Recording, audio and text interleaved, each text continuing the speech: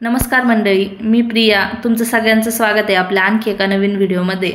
आता सकाळच्या घाई गडबडीत ना आपल्याला डब्याची गडबड असते, तेव्हा काहीतरी चमचमीत बनवायचं असतं, पण वेळ कमी असल्यामुळे आपण बनवत नाही, साधं सुधंच काहीतरी बनवतो. चला तर मग आज मी तुम्हाला दाखवते कमी वेळेत सुद्धा चमचमीत अशी भाजी कशी बनवायची. कुकरमध्ये 1.5 चमचा तेल घातलं, अर्धा चमचा मोहरी, अर्धा चमचा जिरं घालायचं. छान फुललं की लगेच 5-7 कढीपत्त्याचे पानं घालायचे. त्याच्यानंतर एक मोठा कांदा आहे, बारीक सर असा चिरून घेतलेला आहे, जेणेकरून तो लगेच भाजला जावा. आता कांदा सुद्धा आपल्याला थोडासा लाल रंगावरती परतवून घ्यायचा आहे.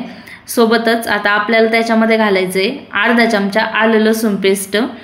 तर ती सुद्धा आपल्याला छान अशी खमंग परतवून घ्यायची, जेणेकरून आपल्या भाजीची चव ही एकदम मस्त अशी चमचमीत येईल. आलं लसूण पेस्ट परतल्याच्या नंतर एक टोमॅटो आहे, असा पातळसर मी कापून घेतलेला आहे, तो घालायचा.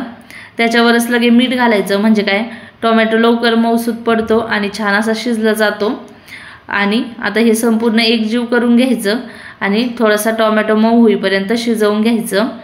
आता टोमॅटो मऊ झालेला आहे, त्याच्यामध्ये मी घालत आहे 4 चमचे शेंगदाण्याचा कूट आहे. हा कच्च्या शेंगदाण्याचा कूट आहे म्हणून फोडणीत घालते. तुमचं भाजलेले शेंगदाण्याचा कूट असेल तर तुम्ही वरून घातला तरी पण चालेल. आता हे जळू नये म्हणून थोडंसं पाणी घातलं, 1-2 चमचे, आणि पुन्हा हे संपूर्ण साहित्य एकजीव करून घेतलं. आता आपण त्याच्यामध्ये काही मसाले घालू. पाव चमचा हळद घातली, अर्धा चमचा लाल तिखट घातलं, सोबतच अर्धा चमचा कांदा लसूण मसाला.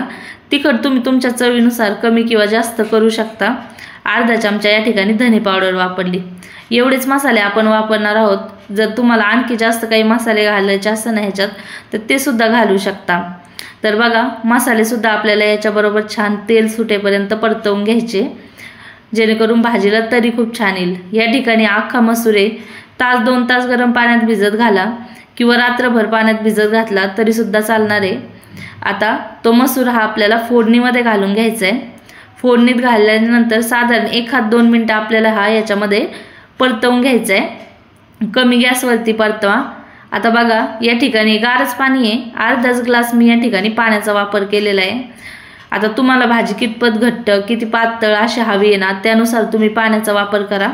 मला या ठिकाणी भाजी घट्टसर एकदम बनवायची होती, त्यामुळे मी फक्त अर्धा ग्लास पाण्याचा वापर केलेला आहे.